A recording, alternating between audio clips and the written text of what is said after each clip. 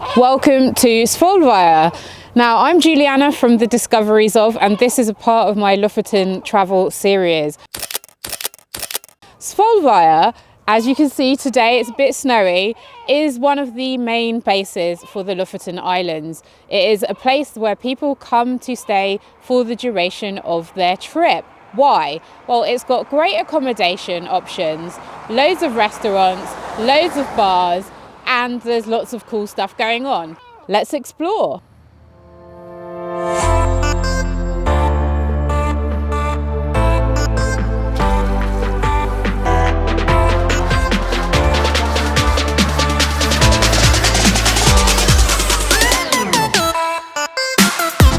So it's clearly post-editing Julianna here, and we are going to run through some handy tips to help you plan your trip to Svolvær. The first question that you're going to have is, well, how do I get to Svolvær? And really, I would suggest one of two things. You can either fly into Harstad/Evenes airport, and that's what I would suggest because it's got great international connections. You can connect with Oslo airport to airports all over Europe and further afield, or you can get the ferry from Verden, which is supposed to be quite easy. I didn't try that, but if you are coming in internationally, the easiest thing for you to do is to get the flight to Harstad, and then it's a 2.5-hour drive from there. Another question that you might have is, well, where should I stay when I go to Svolvær? And I've stayed there twice. First time was in the Ton Hotel, which is beautiful, really nice, has like an award-winning breakfast, and the decor is beautiful, both in the communal areas and in the room. It's really, really nice. However, it does come at a cost. It is one of the more expensive options when you are staying in Svolvær. Another more budget option, which is what I stayed in for this trip, was in the Scandic Hotel in Svolvær, another chain. This time it's got really, really nice communal areas and a really banging breakfast, but your rooms are pretty simple. You can ask them for one with a balcony which looks out onto the harbour. That's really nice though. One of the things that I would 100% recommend that you do when you're in Svolvær is to go deep fjord fishing. It's like deep sea fishing, but in a massive fjord instead. That was one of the first things that I did in my October trip, and guys, it was fantastic. Absolutely stunning. And there was the benefit of catching our lunch, so literally the catch of the day. It was a great experience, and I would recommend that you do that during your trip. The main goal for the trip is, of course, to do some fishing, deep sea fishing. So there's about 45 minutes going out to the sea, 7 to 8 nautical miles. A little long drive, but that's where the fish is. So the captain has a fish finder, so we can see how deep it is and approximately where in the sea the fish is located.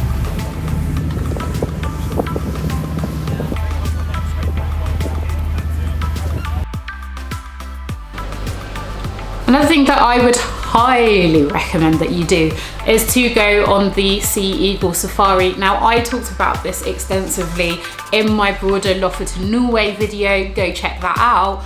So I'm not going to go over it all over again, but believe me when I say it is just fabulous. Like, literally, look at this.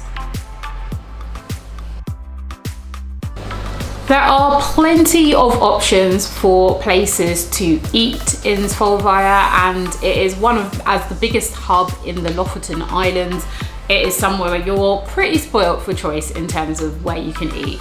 Some of my recommendations include Verden, which I really loved. I've been there quite a few times now actually to go and eat, and every single time is fantastic. They have fish dishes, they have sushi, they have it all, and they do it pretty well. So go and eat in Verden. Another option is Bacalao, which is actually next door. As it says, it kind of specializes more in fish dishes, although there are other kinds of dishes as well. And the food is great, the wine's really nice, are they like super Lofoten expensive, and it's a really, really cool place to go and have a meal. In terms of other foodie recommendations, there is Fellini. After a couple of days of eating lots of delicious fish, time for something a little bit different. We're having pizza at Fellini's, which is here in Svolvær. Now, I hate to say it, but like after a while, you might get a bit tired of fish. Who knew? So they do absolutely banging pizzas, like they are really good pizzas. And Paleo Arctic, which is in the Ton Hotel, and I'm not normally a big fan of a restaurant in a hotel. It feels kind of sterile a lot of the time, but the Ton Hotel's Paleo Arctic is great, and they do some absolutely perfect fish dishes that are like cooked to perfection.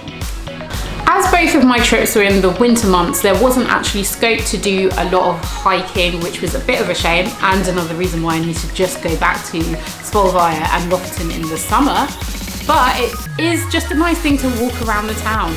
Even though Svolvær isn't one of the best looking places in the Lofoten Islands, that is just a signal of how beautiful the Lofoten Islands actually are, because Svolvær itself is kind of cool. It's like framed against the mountain, gorgeous sunrises. I mean, only in the Lofoten Islands would it not be the most beautiful place ever.